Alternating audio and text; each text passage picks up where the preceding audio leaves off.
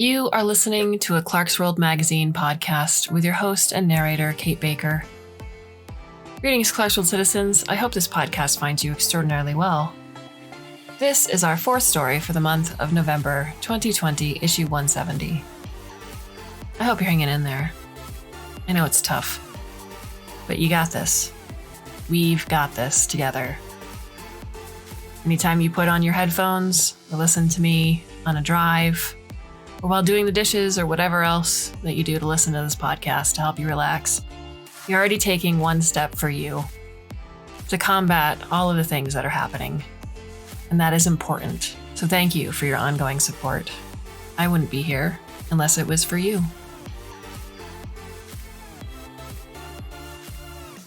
So our story is titled Lost in Darkness and Distance and is by Clara Madrigano. Clara Madrigano is a Brazilian author of speculative fiction. She publishes in both Portuguese and in English and has a passion for lovelorn monsters, wicked women, and dysfunctional families. You can find her horror fiction in the dark.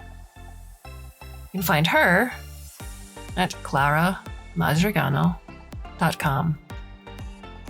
So, my dear listener, I hope you can sit back, relax, and let me tell you a story.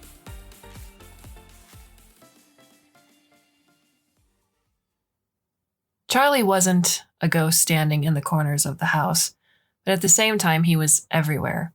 He had been haunting my thoughts since we received Uncle Jamie's emails and the plane tickets. Now everyone gathered at our mother's house, my childhood home, to come to a decision. We barely said anything as we ate. Of the five of us, Dee Dee was the only one who had already made up her mind. I'll go, even if you guys decide you're not. She had confided in me the night before as we struggled to get any sleep in her bed. Our twin nieces were sleeping in my old bedroom. In the darkness, she carefully scanned my face, waiting for a reaction, wanting to know if I was on board or if I'd been wounded by her decision. Why do you think Mom keeps our bedrooms like this? Like time hasn't passed, she asked, as if sensing the need to change the subject. Because of Joan Didion, I said almost automatically. Joan Didion. Joan Didion said a girl should always have a room in her mother's house, even when she's all grown up, something like that. She didn't say that. She did. Where? Somewhere, some book, some interview. I'm not sure. I had no idea if that was true. I knew Joan Didion said something in those lines. I'd learned so from a book. But I had no idea if my mother had ever read Didion, if her own words or her words told by others. Suddenly, though, the association seemed inescapable and true. Of course, that was why my mother kept our rooms for us, her girls. Every mother kept her daughter's room, in a way or another. Every mother kept waiting for a child to return. Dee Dee stayed quiet for a while. I closed my eyes. Do you think they kept his room the same? You think they'll bring him back to, their house? Dee Dee asked. But my eyes remained shut. I pretended to be asleep so I wouldn't have to answer her. The answer, had I told her, would be plainly, I have no idea. During that quiet dinner, one of our last before the flight was scheduled to leave, Gray broke the silence, calmly stating his thoughts over the clicking of chopsticks as we consumed our delivered Chinese food. We should go. I think we owe it to Uncle Jamie. I mean, he wants us to be a part of it. He cleared his throat as if to say more, but decided not to, stuffing his mouth with a dumpling and chewing as gently as possible. I agree, my mother said. She didn't look at us. She seemed relaxed right now, strangely absent. When I first got here, when I held her in my arms for an embrace, she seemed about to dissolve, turning into white smoke and escaping through my fingers. We sat by the kitchen counter. Coffee? She suggested. I said yes for no good reason. My stomach felt like an enemy for the last few days, ever since I got the email and read it and reread it. Did you know? I asked. The very first question as my mother filled my cup with instant coffee. I watched her attentively, afraid she could still disappear, leaving behind nothing but her clothes. Everything about my reality seemed at risk of disappearing that first day, and in the days that came next. The edges of the world were blurred. As I drove to my mother's house, it felt like I wasn't driving at all, but being guided by some energy that made me lose any sense of time. Usually driving to Mom's house would take me 20 to 30 minutes. That day, I had the impression barely 5 minutes had passed between leaving my apartment in the city and parking the car in front of our old house's garage. No, my mother said. I didn't. Is he serious about it? He's done it. I think this answers your question, Mia. I felt a lump in my throat. Instinctively, my mother let her own cup rest on the sink and hugged me. She was solid. She wasn't going to disappear. I must have sobbed in relief because she patted my back and said it was okay. I should have offered you tea, she said, then laughed. Dee Dee joined us an hour later, bringing in a big pink suitcase, and Gray and Maura and the twins came in the next morning, after a long flight from California.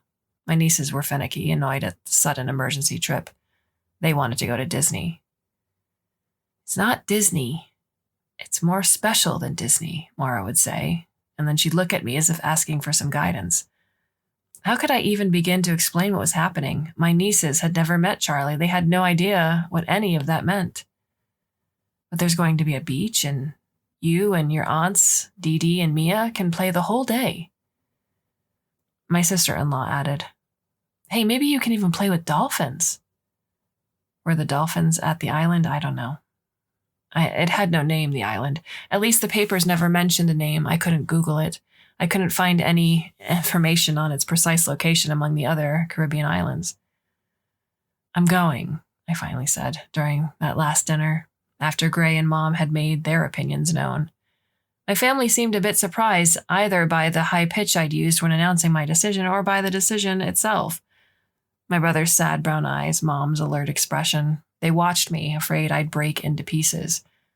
But I'd compromised. I'd said the words. That night, back in our shared bed, Dee Dee said, You're cold. She held my face in her hands, and her blue eyes stared deep into my soul. I'm fine, I said. You don't have to do this. I do. If Uncle Jamie didn't want me there, he wouldn't have invited me. This was the truth I had been avoiding. Uncle Jamie wanted me to go. Uncle Jamie wrote my name. He somehow had my email. He sent me the papers and the ticket. And the paperwork seemed to be never-ending. We signed the non-disclosure agreements. We pawned our souls to those rules. The 5 of us decided to go.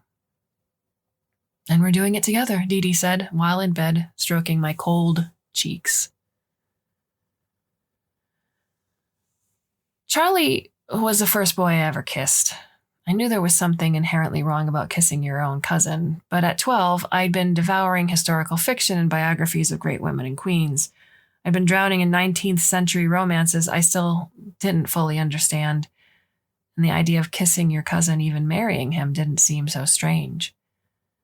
Charlie and I were more than just cousins, truth be told. We're almost twins. Born in the same year, just a few months apart, we'd run with nothing but diapers on in my parents' house and in Uncle Jamie's apartment in New York. During childhood, we'd rather play with each other than with our other kids our age. Charlie and I were made of the same material and the same blood. I could predict his reactions before he'd speak. I could read his mind like I could read the palm of his hand, every line and scar.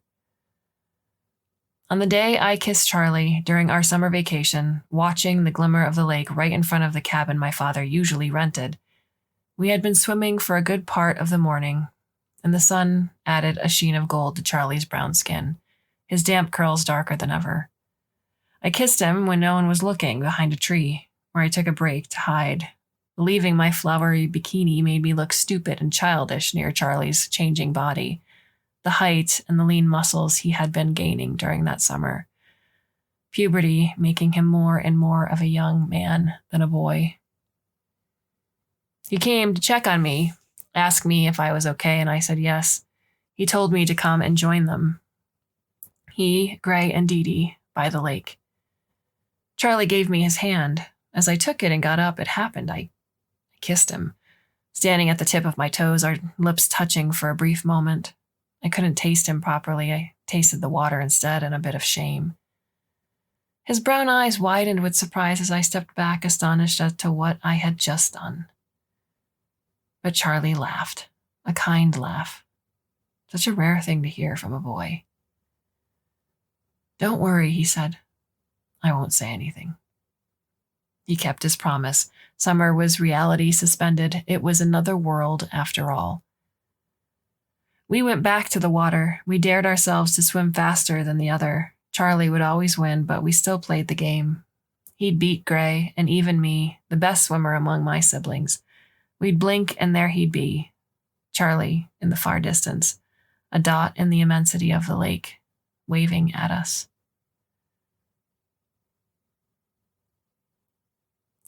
Miami. We boarded our chartered plane. Dee Dee held my hand until both our palms were sweaty. My mother was a bit more pragmatic. She popped some pills as soon as we left Philadelphia and slept for the most part of the first flight. Going into the chartered plane, she moved in a bit of a lethargy, as if entering a dream. "She's so high on her meds right now," Dee Dee joked.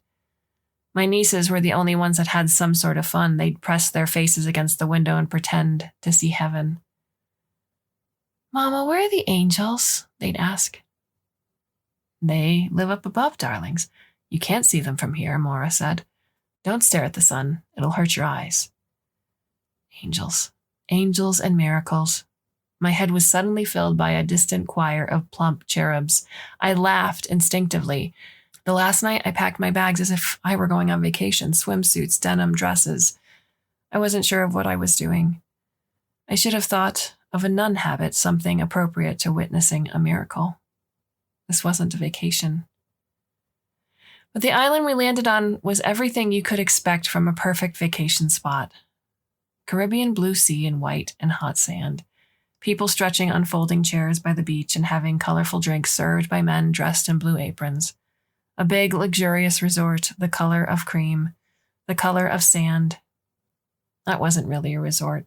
It was the clinic, my mother said, the biggest building on the whole island, with French windows and large verandas from where you could appreciate the view.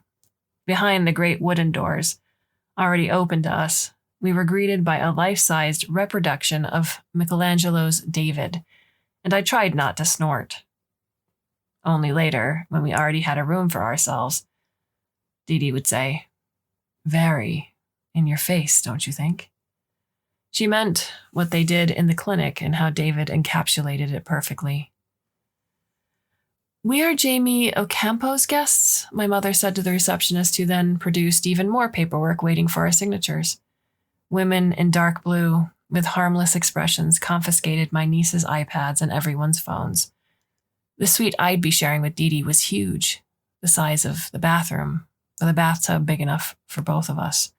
The tasteful but meaningless art displayed on the white walls, everything white as pure as snow. "I feel like Kate Middleton. You know what Tamsin would say, right? Oh, Adelia, they tricked you and locked you in a rehabilitation center." My sister's girlfriend was the only one who ever called her Adelia, the name that had belonged to our Brazilian great-grandmother. She'd always been Dee Dee or Dee to us. Dee Dee and I were always easily mistaken as everyday white American girls, with our blonde hair and blue eyes, our pale glowing skin and the gentle freckles covering her nose and cheeks. Dee Dee was shorter than I was, busty, where I'd always been slender and lacking any breasts. But we're undeniably sisters cut from the same tree, from our dad's DNA. Gray was the one with the dark eyes, the dark hair of our dead grandfather and Uncle Jamie. Gray was one who even remotely looked like an Ocampo. He knocked on our door. The door wasn't locked, so he turned the knob and shyly pried in. "Uncle Jamie's waiting for us." "We'll be there soon," Dee Dee sing-songed. Once Gray was gone, she held my shoulders and said, like an old incantation, "It's going to be fine."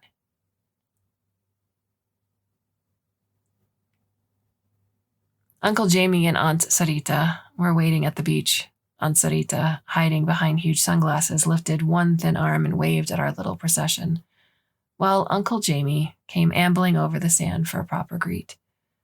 He first hugged Mom and then Gray. He messed with my niece's hair. and then kissed Maura's cheeks. He said to Dee Dee, "My God, you grew up." And as for me, he embraced me as if I were his long-lost daughter. I froze. The last time Uncle Jamie touched me, his fingers felt like they wanted to break me in pieces. "I'm so glad you're all here," he said to everyone, once our embrace was over. Uncle Jamie had gained some weight. His wrinkled face was tanned enough, like rough leather, beard and hair still mostly black, a few patches of white, making a discreet appearance. He was built like a bear, my uncle. Not that tall, but burly. And there was my Aunt Sarita. She rose up from a white folding chair and approached us, holding a drink in one hand, using her free hand to distribute half hugs. Aunt Sarita looked better than ever. The last time I saw her, she might as well have been a ghost of herself, skinny and all bones. But now she smiled. Now she kissed us. And her black skin was dewy and beautiful, her lips glossy from all the protective balm I imagined she must have been wearing. When my grandparents first arrived in the United States, when they disembarked in Miami and inhaled the American air, they had 2 rules: that their children, Uncle Jamie and Mom, should get an education. Uncle Jamie told us that. And that they should marry good, white Americans. My mother told us that, her lips curling as if in a snarl. My grandparents had old money and a shame that stuck to them as if a shadow. Shame of being South Americans. White South Americans, but South Americans nonetheless. American latrina, they would say, of the place they'd left. A shithole. They held on to their whiteness as if holding on to gold, for in the far south of the Americas, whiteness was sometimes more valuable than money, and they wanted their children to marry white Anglo-Saxon people and have white babies, so maybe one day they would forget about where they had come from. My father was white and blonde, as American as apple pie, the kind of American my grandparents envisioned and wanted for their daughter, reliable as plain bread. But Aunt Sarita was an African-American woman, and my grandparents never hid their displeasure. They threatened not to show up for the wedding. They tried every emotional blackmail they could come up with. In the end, they relented because Uncle Jamie was as stubborn as every Ocampo and would have his way. My grandparents were at the wedding, sitting silently, holding hands and barely glancing at Aunt Sarita's family. When you grow up, you understand your parents are only human and that being human is an ugly business. My mother told me one day, the same day she decided to explain it all. My grandparents' shame, their racism. I was 16. My grandmother had recently died while my grandfather had been dead for years. You and Dee and Gray must have come to the same conclusion, I'm sure. You and Dad aren't assholes or bigots, I jumped to their defense. Don't say that. Her voice was low, almost fading. What? Assholes, she whispered, as if my dead grandmother was standing right in the next room, ears pressed against the wall. My grandmother's last days had been tough, and as we spoke, my mother had had a bit of bourbon, something she wouldn't do in front of my father, in the same fashion Dee Dee and I would hide our casual smoking from her. My grandmother had spent her last 3 years in a retirement institution, exhibiting increasingly erratic behavior. She was often hostile when my mother and I went to visit, bringing flowers she'd dismiss with the movement of a hand covered with aging spots. She'd say how ungrateful my mother had been, how Uncle Jamie had never paid her a visit, and neither of her grandchildren, Gray and I, did. She barely complained about Dee Dee, since Dee Dee had come out as a lesbian at age 13, coming down the stairs with a cardboard covered with glitter that said, "I'm a lesbian," surprising no one. My grandmother, once hearing the news, had pretended Dee Dee didn't exist anymore. My mother sighed softly. I wasn't sure if she was drinking because she was sad or because she was relieved her mother was finally gone. Maybe both.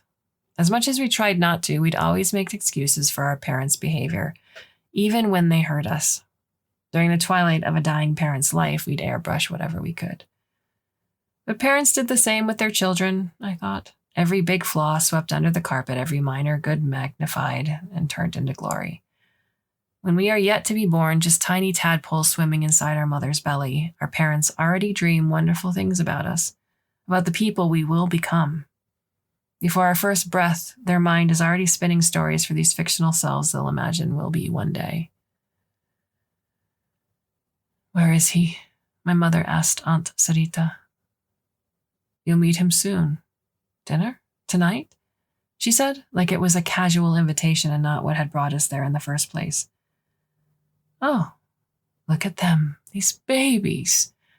Aunt Sarita bent in front of my nieces and cupped their plump cheeks with her hands, passing on her glass to Uncle Jamie. My nieces were strangely silent. Maybe Mora had warned them? When Aunt Sarita straightened herself again, it hit me that she might have been drunk.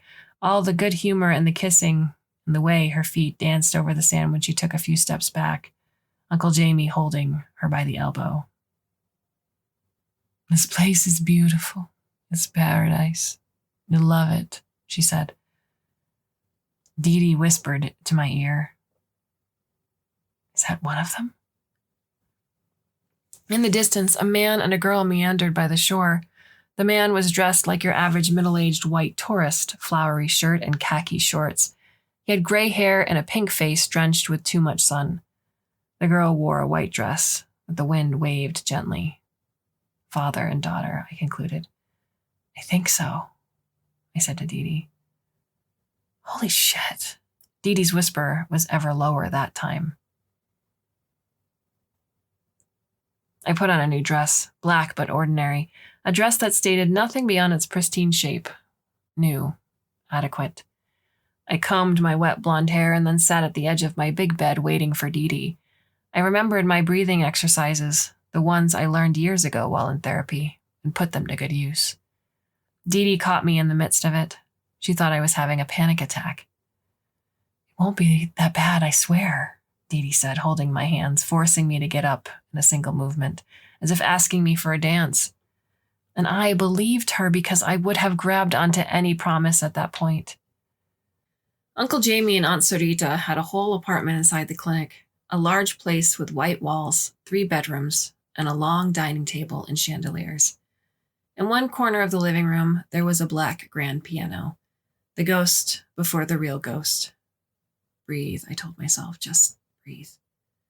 We're served beautiful seafood cooked to a lovely point of tenderness. The only sound, the cracking of their hard shells, buttery sauce dripping from spoons we used to help ourselves.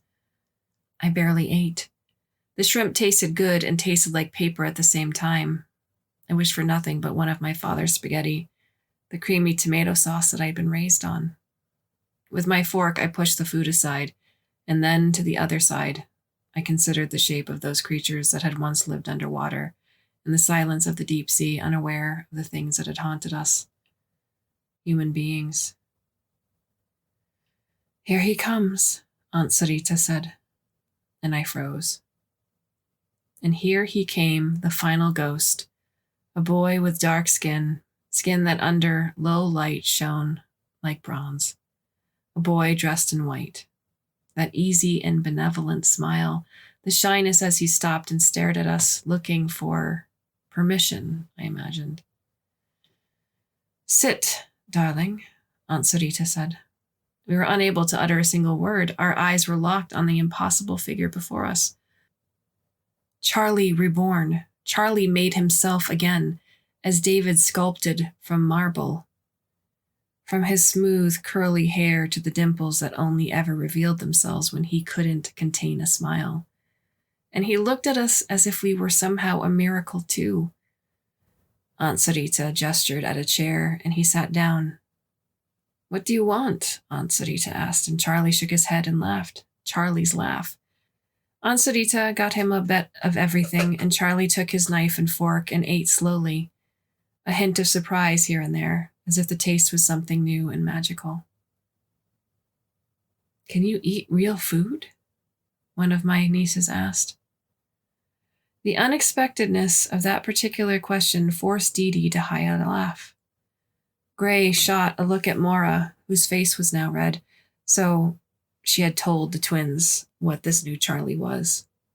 Yes, of course I can, Charlie said, smiling again. I know your names, Megan and Inez, right? I'm Inez, Inez said. She's Megan, and she touched her sister's head. And you're my cousins, Gray, Mia, Adelia? Did I get that right? Charlie said. When he said my name and looked at me, I couldn't help myself. A storm had been brewing inside my stomach. I tried to smile and too late noticed I was crying. Dee Dee made a move, rose from her chair, trying to hand me a napkin, but I was already standing and running from the apartment. I puked inside a vase. Charlie died when we were both 18. He already looked like the man I had merely glimpsed that day by the lake when I kissed him. Mother told us Charlie would be spending part of that summer with us. What, he's not going to Aspen this time? Gray asked, somewhat resentfully. Charlie's having some problems back home, so let's make him feel welcome, okay? Mom said. Gray mumbled something. His shoulders moved, and we took that as agreement. He held a tiny grudge against Charlie ever since they were young. It hadn't as much to do with Charlie himself than with Uncle Jamie's money. Uncle Jamie was undeniably rich. He had taken his part of the money our dead grandfather granted him and multiplied it, turning water into wine. He bought companies, then sold them. And then he bought more companies and sold them too. Whenever asked what his father did for a living, Charlie would look disarmed and said in a different voice, "My father buys stuff." Mom had used her money to invest in Dad's restaurant. It was a smart move by any account. Nothing ever lacked us. We lived in a good house in Philadelphia and we vacationed every year. Our tuitions were guaranteed. We'd been hit by recession here and there, but Mom's money always saved us and Dad managed to stay in business while we all sailed through every storm. "He can have my room," Gray said.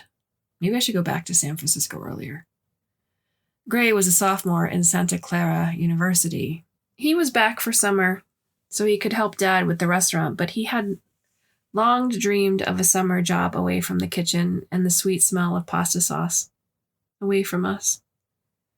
When Dad brought Charlie from the airport, Charlie had a duffel bag and a purplish eye. "Oh my God, Charlie dear," Mom said, bringing him in. Charlie was quiet. Mother sat him on a kitchen chair and ran and gave him a glass of water. Dee Dee and I peered by the kitchen entry but said nothing, and Charlie seemed to be ashamed to look at us. "Let me get some ice," Mother said. "No, that's old," Charlie said and managed to laugh a little bit, a weak laugh, while he still looked at the floor. "Uncle Jamie did that?" I asked. Charlie shrugged. I couldn't picture Uncle Jamie hitting him, not Charlie, whom he loved so much, and I certainly couldn't picture Charlie with his smooth hands made for playing the piano, fighting back. A story came to mind, something my mother had told me a few years ago. Once, when she was little, and the family was having dinner, Uncle Jamie tried to impress my grandfather by saying a few words of Portuguese he'd learned by himself. My grandfather's face went blank for a second. He got up, and Uncle Jamie felt proud, like he was going to be congratulated. But then my grandfather slapped Uncle Jamie's face so hard his palm was imprinted on the boy's skin in an ugly red color. "Only English," Grandfather said, before sitting down again. My mother remembered trembling. She remembered trying not to cry, afraid she could be slapped for that too. Charlie's hand was also scraped. Only the right hand. "What did he do?" I asked, my voice angry. But Charlie looked at the scrapes and said, "No, that was me. I did this." The nature of Uncle Jamie's and Charlie's fight, or disagreement, Uncle Jamie would have said, had to do with Charlie's insistence on not going to Juilliard. Not so soon, at least. Charlie wanted to travel the world. He wasn't sure he wanted to play the piano as a way of living. Uncle Jamie was furious. "You're an artist," he had said. "I play because you always wanted me to," Charlie retorted. At some point, frustrated, Charlie punched a wall, a gesture, he'd say, that looked much simpler, more dramatic, in the movies, and that he'd instantly regretted. And as soon as he backed up from the wall, holding his fist in pain, Uncle Jamie struck him. Not with a slap, but with a punch. That punch made Charlie's world become a fast, nauseous merry-go-round. It made him see the black of an infinite universe, the explosions of little stars. Aunt Sarita was screaming in the background, and yet the world kept spinning, that living room, the stars, the darkness. When Charlie came to himself again, lying on the floor, Uncle Jamie was standing before him, panting, face as red as a tomato. Charlie thought his father was having a heart attack. Aunt Sarita was cradling Charlie's head in her arms, yelling at Uncle Jamie, telling him to stay away. For a second or two, everything had gone black, and then there was his father, a look of unspeakable horror on his face, as if he hadn't known up to that point the kind of violence he could commit against his own child. Charlie really likes being with you, and he just needs time. Both of them do, Aunt Sarita had told Mom on the phone. And so we had Charlie for the summer, another summer. Upon seeing Charlie's face, the damage against his flesh, Gray simply said, "You can have my bedroom. I'll sleep in the basement." "You really don't need to do that," Charlie said. "No, really, it's fine." And Gray waved his hand, waving away Charlie's concern, and I wondered whatever previous opinion he'd held. It was a good month. Nothing remarkable about those earlier days. It was my last summer at home after graduating from high school, and soon enough, I'd be a freshman at Penn. For a long time, I considered getting a major in history, but now I wanted to study Latin American cultures, which no doubt would have my grandparents rolling in their graves. I felt happy. I felt things were getting into their rightful place. Charlie's presence seemed to confirm my feelings. He made the house whole somehow. I had long gotten over my teenage crush, but he was always my confidant. For him, I had always felt a camaraderie I could never feel for Gray. I could pour my heart out to Charlie and get no judgment, and he'd do the same. I could share with him things I thought I couldn't share with even Dee Dee. Our many emails and text exchanges over the years proved it so. I knew the Charlie behind the serenade. I knew the Charlie behind the serene facade, the Charlie that wanted things he had locked inside of himself, things he was afraid of sharing with anybody, least of all his parents. Charlie's silence was not passive. Charlie's silence was hunger, and that was the biggest truth I'd ever knew about my cousin. Throughout those weeks, we helped Dad with the restaurant. Charlie proudly wore his black apron and learned how to attend on tables. The best pasta you could eat in Philadelphia, in Dad's mind. That's what the restaurant meant. He taught Charlie the basics of a good bolognese and how to make gnocchi from scratch. Charlie laughed at his mistakes, his fingers white with flour. On Sundays, we'd help Dad and Mom at a soup kitchen my parents volunteered at, where Charlie would flash his smile at every guest, holding their hands and leading them to vacant tables, old people, homeless people. We learned never to ask questions. The new ones, they would appear by the door almost shyly, as if they weren't sure they should even be there, speaking in a low tone of voice and avoiding eye contact. But Charlie's smile was so infectious, he could make people he had just met laugh at a comment or two. When Charlie's birthday came, we baked him a cake with a lot of buttercream. We lit candles and sang happy birthday. There was talk of spending a few days at the lake house again, and I wondered how that would play. If we'd still be like kids, competing to see who could swim faster, who could master the waters. We'd never be like this again, together like that again, my siblings and I, Charlie and us. After the party, Gray smuggled us a few beers and we drank them in the backyard. Dee Dee, Charlie, and I with our feet inside the pool. "Do you really hate playing the piano?" Gray asked, walking shoeless on the short grass. "No," Charlie said, "but I'm not sure I see myself as a pianist, if that makes any sense." "What do you see yourself as?" I asked. "I have no idea, really," and Charlie laughed. "I think I was supposed to. I mean, you guys know what you want, right? Your calling?" "Nah, I want money." It's not the same as having a calling, said Gray. I want to travel the world, said Dee Dee. She was 16. She wasn't supposed to be having alcohol. None of us was, except for Gray. But there she was, and there we were. I want to save orcas. That's more of a calling, Gray pointed. I wish I could travel the world too, said Charlie. Come on. You have to be up and down the country, said Gray. You have seen all of America, all of Europe. But Charlie was shaking his head. Not the same thing, he said. I went wherever my dad wanted me to go. We knew Uncle Jamie. We knew him enough, so Gray didn't press on. Instead, he approached Dee Dee and snatched her bottle of beer. Dee Dee let out a loud complaint, but then, afraid Mom and Dad could listen and come and check whatever we were doing, she covered her mouth with both hands. You've had enough, Gray said, going back to the house. Dee Dee got up and went after him, silently cursing Gray. I wish I could spend more time with you guys, Charlie said after a while. Just the two of us left. You're so normal. Charlie, we're anything but normal, I said. After so long, he should have known. Mom's drinking, my parents' constant fights, Dad's cheating. I had told him all about it, sometimes tearfully typing emails, sometimes casually texting, when my family shenanigans couldn't affect me anymore, when the wounds of a fight or an argument had already healed. You baked me a cake, said Charlie. Nobody ever baked me a cake. I've been to your birthday parties, Charlie. There was plenty of cake, always. It's different.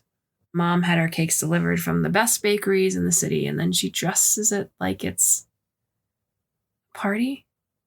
She'll serve champagne, but she'll side-eye me if I even touch a can of soda. Unhealthy, bad for your skin, bad for your brain. She's even weird about coffee. She thinks I'll turn into a zombie and trade the day for night if I get too caffeinated. Then I won't play good enough or I won't be good enough. Oh, poor Charlie. Poor Charlie and his rich parents. I understand my privileges, Mia. I'm not saying I'd give up on that and, I don't know, go and die in a bus lost in Alaska, but he tried to come up with an explanation, and in the end he said nothing. You're going to be fine, Charlie. I clinked my bottle against his in a salute. Charlie clinked back, and that was enough. The night had turned the sky purple. Then it had made it into an inescapable dark blue. I wish I could have stopped time that night. I wish Charlie and I could have stayed in there forever. Drink it, Dee Dee said, pushing the glass of water into my hands. I felt a sweat cold and sticky against my neck. Dee Dee gave me a pill and made me lay down on my bed. When I finally swallowed her enchantments produced from little white bottles, lifted from the madness inside her suitcase.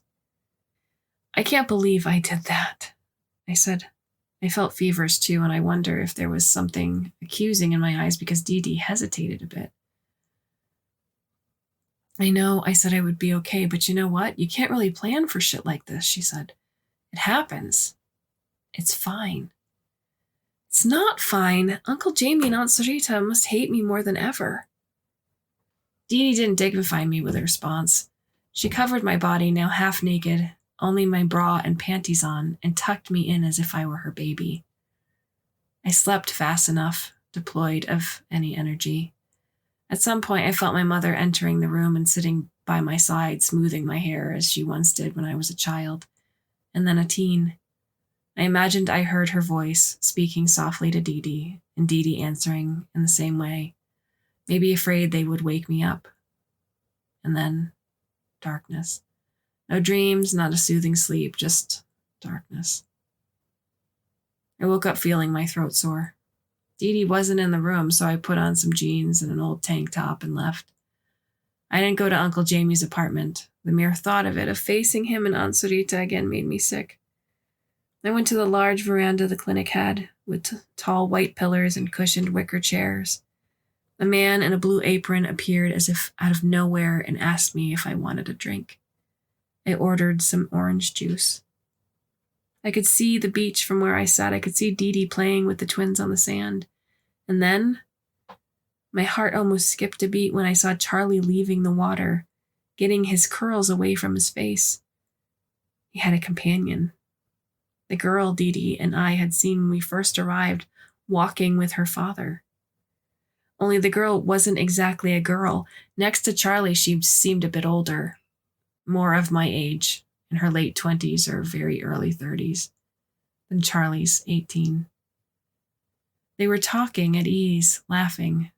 Charlie seemed far more relaxed than he was at dinner, and I pulled my knees to myself and watched the scene as if I were watching a romance movie. There was something sweet about it. Excuse me.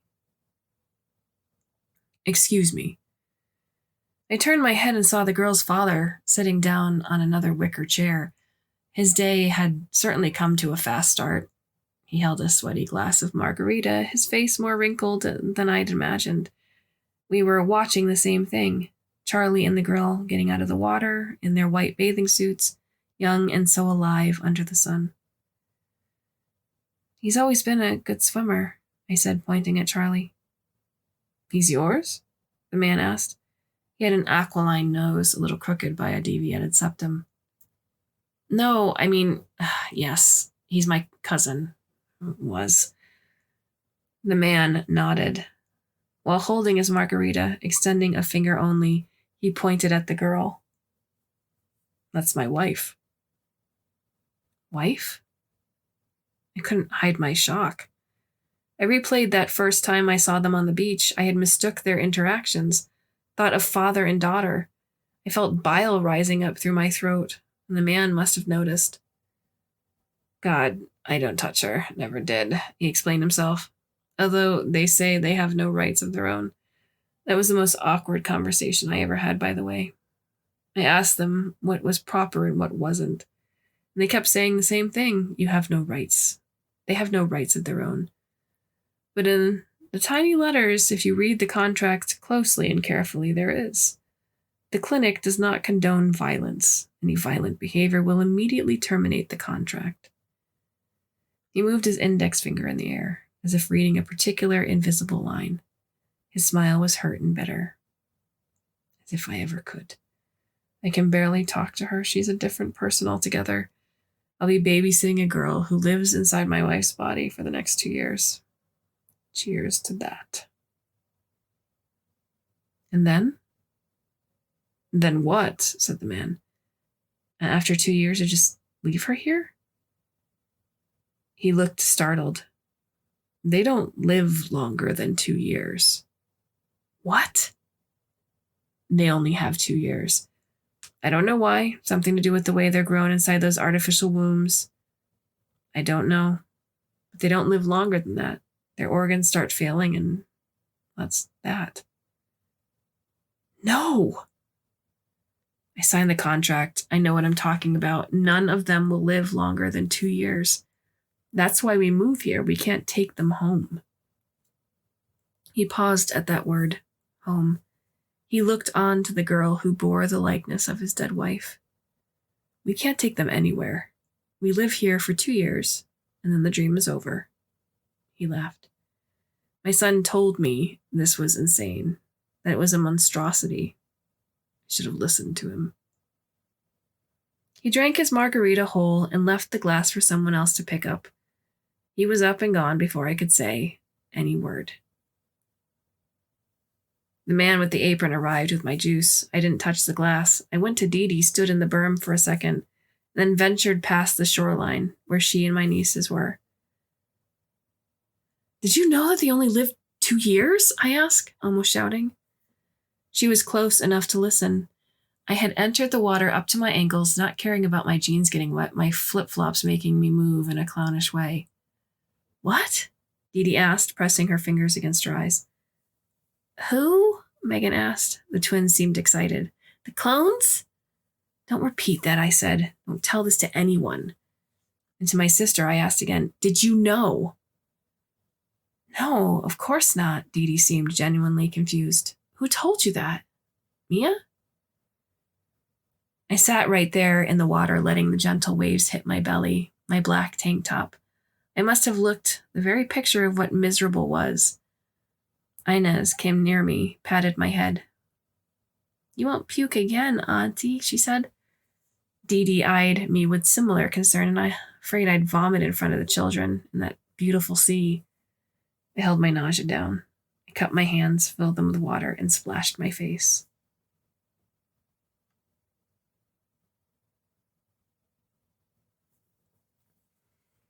Wake up, I said to Charlie, pushing his shoulders. What? He said, half asleep, wrapped in Gray's duvet. Let's go on a mission. What time? 7 a.m. Get up, I said. Oh, what is wrong with you? Charlie asked, but he complied, sitting up, rubbing his eyes. We're going to buy a lot of crap today. Coke, the kind you drink, not the kind you snort. Oh, no, said Charlie. Red Bulls, Twix bars, Milky Ways, some M&Ms for sure. You planning on getting us diabetic? Because I think I'm missing the point, Charlie said. The point is you're spending summer with me, and that's how we're doing summers.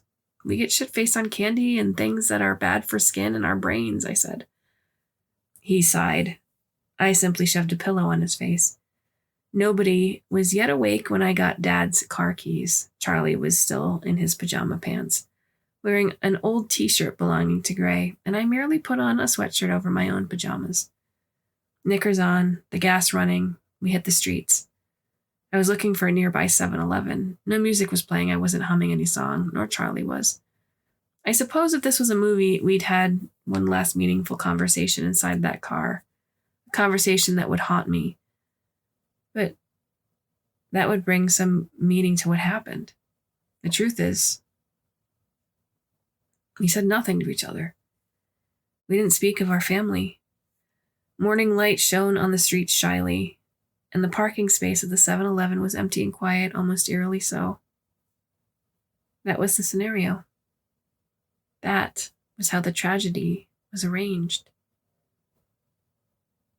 You're staying? I asked Charlie as I left the car. Yeah, I'd rather not be discreetly spied on by some 18-year-old dude who thinks I'm going to rob him. A white girl could do it today, Charlie said. And I put my tongue out and closed the door. I took my time picking the candies. The cashier wasn't a teen, but a middle-aged woman. Got the munchies? She asked. A bit surprised, I nodded. She gave me an unreadable look. Here's what I got, I said when I entered the car again, holding my bag of trash, food, and candy. Want some? Charlie didn't answer. His head was pressed gently against the window as if he had simply dozed off. I can't believe you, I said. Charlie. I shook him. Charlie, come on. He didn't wake up. I shook him harder. Charlie, stop, I said. And then I begged. I shook him again, more violently, but his body was soft. It made no attempt to resist me. I felt his pulse. Nothing. I let the bag of candy drop to the floor, and I quickly turned the car on, trying to find the nearest hospital. What a vision I must have been to the nurses, to everyone in the waiting room. A banshee screaming, my blonde hair unraveled, half dressed in my pajamas and trying to explain what was happening. His heart. That's what the doctors told us. Charlie's heart had simply stopped beating. Sudden cardiac death. SCD. He had a congenital defect nobody knew of, and we could have spent the rest of our lives never knowing about. But that day, that morning in the car, while I was away, his heart decided to beat one last time.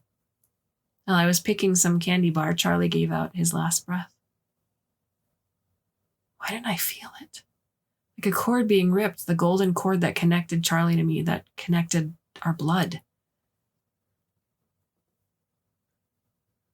We buried him on a day when the sun was high. I couldn't stop crying, my hand covering my mouth, trying to muffle the sound. Aunt Sarita wore her grief with elegance, one tear streaming down her face every minute.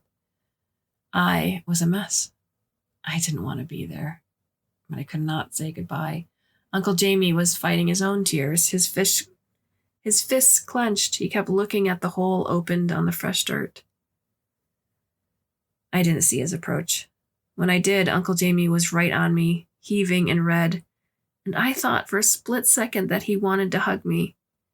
I thought how undeserving I was and prepared to apologize, but Uncle Jamie didn't want to hug me. He clasped me by my black dress. He pushed me down against the ground, as if wanting me to be devoured by that same earth that was now going to engulf his son's body.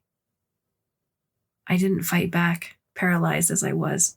Aunt Sarita screamed her husband's name, and next thing I knew, my father had grabbed Uncle Jamie by the lapel of his black coat, dragging him away from me. Dee Dee and Gray helped me up in the midst of the mourners, the people who had known or loved Charlie, and guided me back to Dad's car. When Dad appeared, his suit undone, gasping for air, he asked me, "Honey, are you hurt?" My dress was dirty, my hands scraped. I opened my mouth, but I couldn't speak. I could only wail. We didn't see Uncle Jamie or Aunt Sarita again for a long time. Every time I'd think about them, I'd remember Uncle Jamie's fingers on my dress, his raw pain, the raw desire to hurt me. And then, that email. My parents divorced almost a year after Charlie's death. They didn't divorce because of Charlie. But after everything that happened, I'd always wonder what part of grief took in our decisions, the great and the seemingly inconsequential ones. I went to therapy. I went to Penn. I graduated in Latin American studies, and I even learned Portuguese decently enough. I had boyfriends, but none of them stuck for a long time. I didn't let them. Without him, life went on. Without you, Charlie, the world went on. We never went back to that house by the lake. Our childhood was over. Our family was scattered. Gray got married and stayed in California, where the twins were born, real twins. Summer children, both of them. Dee Dee traveled the world. She lived as a digital nomad for a few years, sending me uplifting videos from Chiang Mai or Bali or Ireland for almost 2 years. She gave up on her nomadic lifestyle when she came home and met Tamsin. Tamsin had promised to make an honest woman out of my sister. They were talking about opening a food truck, growing roots in Philly. It runs in the blood, Dee Dee would say, the business of food. So many things did run in our blood.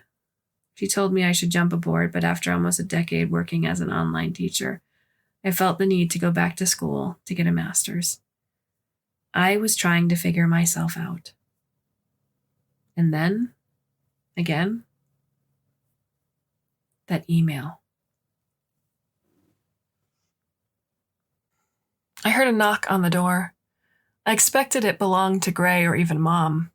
Theirs was the realm of excessive politeness, of gentle knocks. "Can I come in?" I knew that voice. Charlie's voice. Since that fateful dinner, since I'd learned about the clone's life expectancy, I'd avoided Charlie. I avoided everyone, in fact, foregoing family gatherings, the invitations Aunt Sarita would send by the way of Dee Dee. I wanted out. During the previous night, I had a nightmare. I had been with Charlie at the beach, and then his flesh started dissolving, his body turning into a putrid mess right there on the sand while I screamed for help. When the morning arrived, I knew I wanted to go back home. I started packing my things and was halfway having everything done when I decided to sit on my bed and do nothing.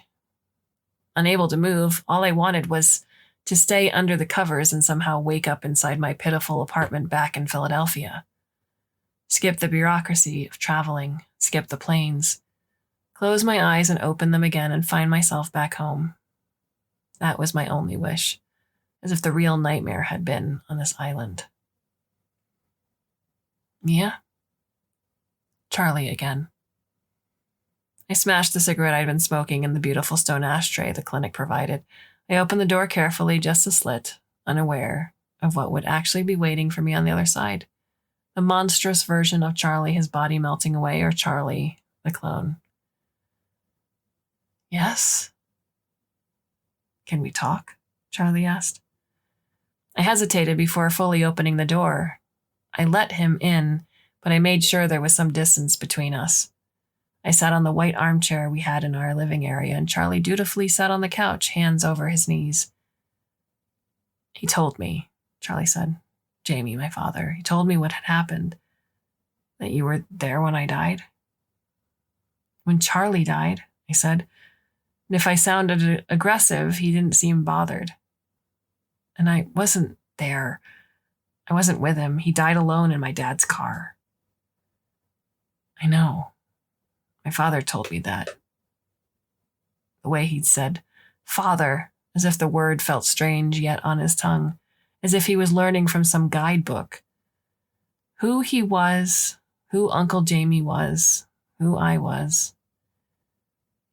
You said you feel guilty, but you shouldn't. It wasn't your fault. Now he sounded like the therapist my parents forced me to attend after Charlie's death, saying the right things in the right timbre. I know there's nothing I could do, I said. Trust me, I went over this many times. I wanted to apologize to you, Charlie said. Why? I was the one who made a scene. Understandably so, he said. Understandably so. I repeated that in my own head, wondering if Charlie had ever said those particular words when he was alive. You don't talk like him. He had no explanation to give me. He smiled gently, but also in a different way Charlie would have. He wasn't shy. He was careful. Are you Charlie? I asked. I don't have an answer for that question, he told me. At least the clone was honest. When you look at me, at any of us, do you remember anything? No, I wasn't made for memories. Then how can you be Charlie? I felt my eyes burn, wanting to cry. I don't know if I can. I don't know if I am, he said. But I don't want to hurt you. I don't want you to feel bad because of me. My parents don't want that. Please, have dinner with us tonight, with our family. I managed not to say it wasn't his family. I managed not to cry. I simply waved my head in the slight, agreeing. It wasn't that I truly wanted to have dinner with them. I just wanted this new Charlie gone from my room.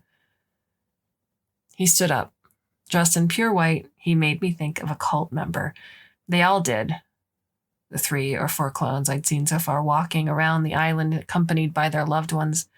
You could put flowers in their hair and they'd look like a hippie family living happily in their golden paradise.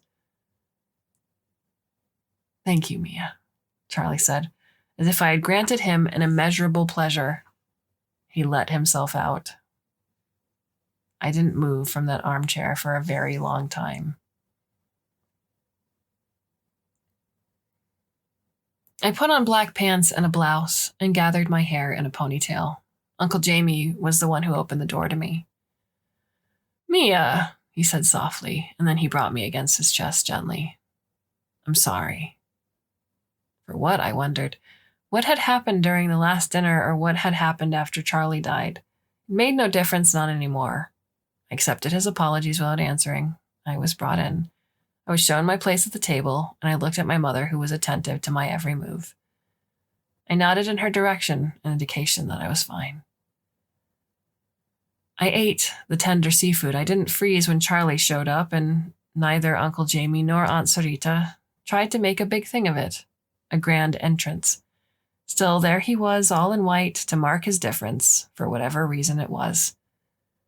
Throughout the dinner, we engaged in small talk. Rather, my family did. I avoided speaking. They were sharing memories of the old Charlie, things the old Charlie had said and done, and the new Charlie would smile and nod and laugh at what was told. Uncle Jamie, in particular, wouldn't refer to the old, dead Charlie as someone gone. He'd referred to him in the second person as if he was with us, and as if that new Charlie was our Charlie. Remember when you... And that time when you... Once when you were little... And we accepted that. The face matched the name, after all. A little bit more of it, more days, months, 2 years, and we might have all started to think about that new Charlie as the old Charlie. He'd have been trained much like a Pavlov dog, trying to give the right answer when a particular memory was evoked, and even if he had no real remembrance of it. Aunt Sarita's eyes would glaze with tears from time to time during that conversation, but she would never bring herself to actually cry. She was drinking more than anyone, and I imagined I had guessed correctly when I thought her a bit drunk that first day we met at the beach. It shouldn't come as a surprise.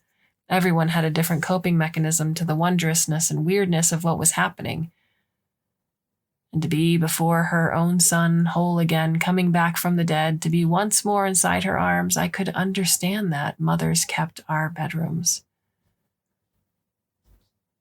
"Play something for us, Charlie," Uncle Jamie asked.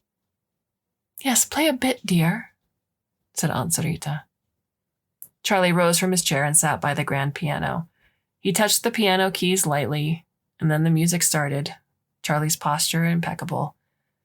I remember the old Charlie playing. He'd often start like that, a perfect pianist, but then descend into some kind of fury. The new Charlie, however, was merely composed. Not that he didn't play beautifully, he did. With the corner of my eye, I saw my mother silently crying. As for me, that music took me back more than 10 years ago, when Charlie played Julius Eastman from his smartphone so I could listen. "Now that's music," he told me. "Suppose I'd be a musician. That's the kind of music I'd like to make." What was this new Charlie playing? I had no ear for classical music, so I bent sideways a little bit and asked Gray. "Chopin," he said, "I think." New Charlie played effortlessly, his eyes never veering away from the music sheet. And once it was over, we applauded, and he turned to look at us and smile, not exactly proud. It would seem he was following a cue given long before. Aunt Sarita went to him, put a hand on his shoulder, and he smiled at her. And then change came, so sudden, so unexpectedly. Aunt Sarita's own smile wavered for a second before dying in a beat. Her tears were finally let go, but her face turned into stone. Her eyes, watching Charlie, were filled with horror. That's the only word I can conjure. Horror.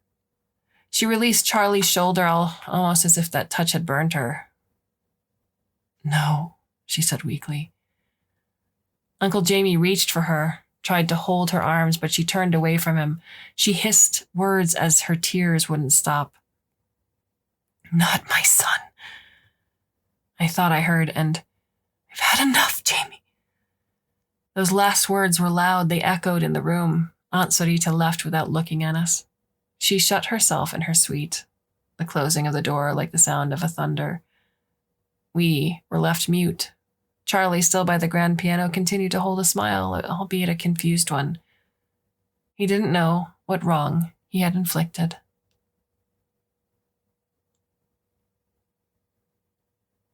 Another night, I couldn't sleep. I'd close my eyes, and the first thing I'd see would be Aunt Sarita's face, her fear, her disgust. I left Dee Dee sleeping, wrapped a cardigan around my body, and went to the beach, feeling the cold breeze of the night, smelling the salt, and letting my naked feet imprint deep marks on the sand, proof that I had been there, proof that everything was real, that I wasn't stuck in a dream or a nightmare. I stopped cold when I saw Charlie just a few feet away from me. He was sitting on a beach towel looking at the sea, the water glinting like silver. Behind him, a man in blue stood and waiting, like a bodyguard. "Hi," I told Charlie as I approached him. "Hi, Mia." Can I even be here?" I asked and looked at the man in blue. "Oh," said Charlie. "Yes, you can. He's just here to guarantee my safety, but you can interact with me." A curious choice of words, I thought, as I sat by his side. "Sleepless night," I said. "I wouldn't know. I don't really sleep," Charlie told me. "What?" "I mean, I sleep very little, 2 hours sometimes. I don't need more than that." "That's how you got the time to learn to play the piano?" "In a way," said Charlie. "That's the first thing they taught me after speech and growing muscles." They. I didn't dare ask who they were. The only people I ever saw were the ever-helpful staff of the clinic, the people in the blue uniforms, the ones who'd serve our drinks and our food and change the sheets of our beds. Whatever happened deep in the clinic, maybe in richly technological basements, those places forbidden for us. That was what I tried not to imagine. Bodies rapidly growing inside sacks filled with fluid, the awakening of those same bodies, their confusion, their fear.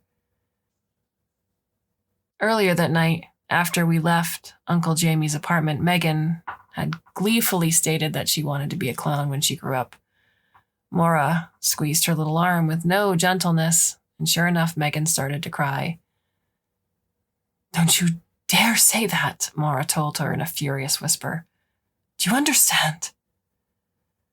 As we stopped by their room's door, Gray said to me, "We shouldn't have come. This was a mistake." He looked exhausted, as much as Uncle Jamie did when we were leaving, those same brown, sad eyes. "They told me I was a he. They told me my name was Charles James Ocampo. After they had taught me everything, they brought them in." Charlie kept going. "My parents. He told me who they were, who I'd been. My parents told me how much they loved me, and I said I loved them back." "Do you even know what love is?" I wanted to ask him. "How could they have taught you that?" "But they don't look at me anymore. My mother, she doesn't want me near her. My father can't bear speaking to me, so here I am." "We can adopt you," I told him. More of a joke than anything, but suddenly my mind was trying to unwrap how and if such a thing could happen. "Mom can adopt you. You'd like Philadelphia." "I can't leave the island," he calmly stated, "and I'll be dead in 2 years anyway." That almost knocked me out to hear him say it. "Who told you that?" "They tell you in your first days. No use to make it a secret. Mia." "Mia, why are you crying?" "I'm not. It's nothing," I said, drying my tears with the sleeve of my sweatshirt. "You still blame yourself. You think it's your fault," Charlie said. "It wasn't." "You don't know that." "I know enough." I stared at the sea, how gently the waves would meet the shore almost with no sound, leaving a trail of fast-dissolving foam, only for the sand to be swept again and again, cleaning the slate. I could write Charlie's name in that sand, I thought, and then watch it disappear little by little. "I'm sorry I woke you up that day," I wanted to say. "I'm sorry I took you with me. I wanted to cheer you up. I don't know if you'd have died if I didn't do those things. Maybe you'd have slept the whole morning, and by midday you'd be okay, awake, making jokes. Or maybe you would have died anyway. But at least it wouldn't have happened like it did. I wouldn't have had this last image of you inside my head." But instead of saying the words, I pressed my eyes with my knuckles. What I actually managed to say, after a few minutes, was, "I wish you weren't all alone when it had happened." I took a deep breath before I dared to look at him. "Do you forgive me?" "Yes," he said. "I forgive you, Mia." And then he brought his lips close to me. He kissed my forehead, and I closed my eyes, which were burning with tears. "I forgive you," Charlie said again. "Don't cry, please. You should get some sleep. And I should be in my room." He got up, brushing away the sand that stuck to his white pants. "Let's meet tomorrow. Here? Adelia told me I was the best swimmer of all of you." "You were, but don't call her Adelia. She hates it. Call her Dee Dee." "Dee Dee," Charlie said and laughed. "I'll remember. Tomorrow, then?" "Sure." Charlie joined the man in the blue uniform who led him back to the clinic. They talked as they walked. They even laughed in the distance, and the man in blue started to look like less of a bodyguard, less menacing, and more of a companion. I made my way to my room, entertaining the idea of somehow smuggling Charlie off the island, giving him a chance to live the few years he had somewhere else. But he already lived in a paradisiacal place, I thought to myself as I got into bed, trying not to wake Dee Dee. They built castles in the sands, Dee Dee and my nieces did, while Charlie and I watched, the sun burning our scalps, our shoulders ladened with sunscreen. My nieces inspected the sand for treasures. They asked us if they could keep the pearls if they came across oysters, and Dee Dee tried to explain to them that they wouldn't find any oysters here. Whenever the twins were tired, Maura would bring them plastic bottles filled with icy water, and Dee Dee would sit up by our side, stretching her legs and sighing audibly enough. "Beautiful day," she'd say, and she'd eyed me and eyed Charlie, trying to measure our moods against her own. We hadn't seen Uncle Jamie nor Aunt Sarita that morning. Gray told me as we had our breakfast that they'd been arguing, that Aunt Sarita's crying could be heard from behind their apartment's door. I'd met Mom at the veranda, having 2 pieces of melon, the only thing she could seem to stomach. "I'll try and talk to them," she said. The discreet bags under her eyes were darker, and I wondered if she'd been having any sleep at all. "Later," my mother said, a voice that didn't invite discussion. "Now you kids enjoy yourselves." We kids. And it seemed like we could be kids again, kids during the summers by the lake, unbothered by the complications of adulthood. "What happens if they don't want him anymore?" Dee Dee asked me that morning, while we were still in our room. "They can't," I said. "Says who?" "I'm sure it's part of the contract. They can't simply abandon him." "And abandon him to whom? What would the clinic do with an unwanted clone?" Dee Dee's silence, which followed my attempted justification, implied she wasn't so sure. I shared with her my idea of smuggling Charlie away. "Yeah, that would work. They'd shoot us down before we reached the airport." It was meant to be a joke, and she laughed, but then we looked at each other and it didn't seem that funny anymore. We understood we had no idea what the clinic was capable of. We came as blind guests and were at the mercy, more so than Uncle Jamie's. A shiver ran through my body. I shook my head and tried not to think about it. As we rested on the sand, I saw them again, the old man, his young wife, walking by the shore, talking, the man keeping his hands inside the pockets of his shorts. They passed us by, and I avoided eye contact. "You know that girl, right?" Dee Dee asked. "Her name's Ingrid," Charlie said. Dee Dee didn't ask for more information. The new Ingrid and her husband kept a polite distance between themselves. She didn't contribute much to the conversation they were having. Sometimes she'd nod at something the man would say, and they'd continue on their path, covering the everlasting shore of the island.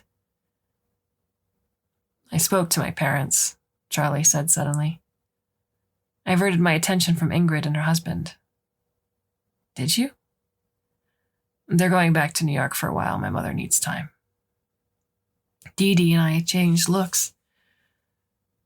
I can stay with you until they come back. I can give online classes. I mean, that's pretty much what I do already. Maybe I can teach you Portuguese."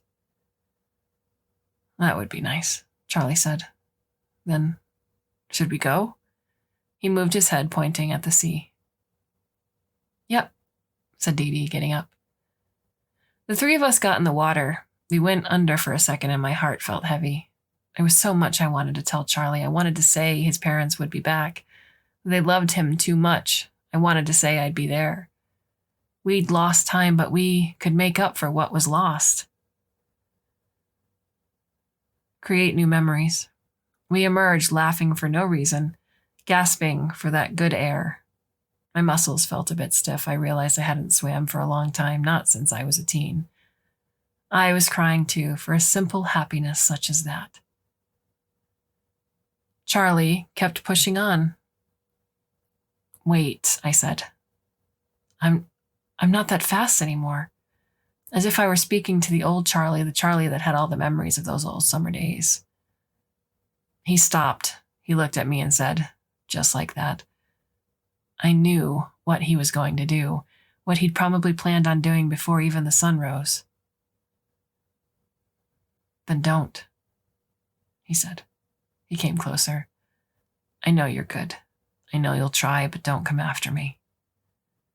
I opened my mouth to protest. "It will be fine, Mia. You'll be fine." He held my shoulders for the briefest time. He let me go. And then he was gone, swimming as fast as he could, one arm after the other, breaching the water, going farther and farther. I shouted his name.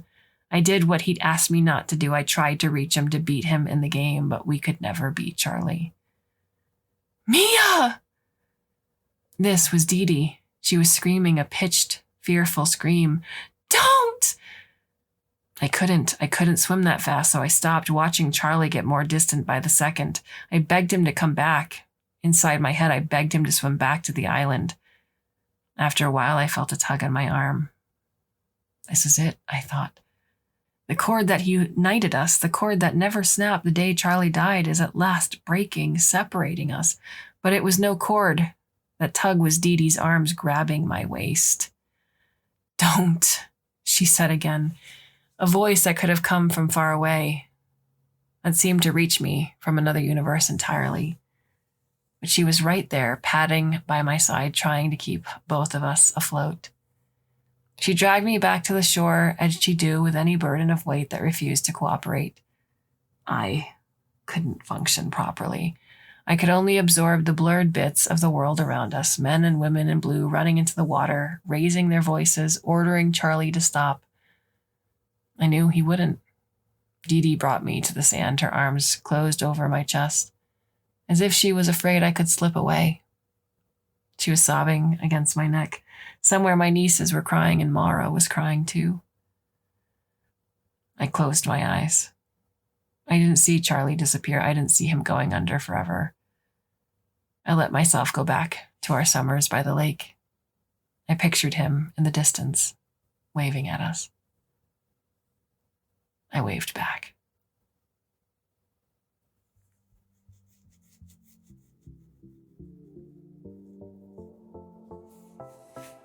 What are your thoughts on the story? You can leave us a comment or question at the Clarkesworld Magazine website itself, or you can go to the About Us page where all of our contact information is listed. In a few short days from now, yet another story should pop over your way. I hope you can come back and listen, if you so should choose, and until then, I bid you a very fond and warm, and hopefully very temporary farewell.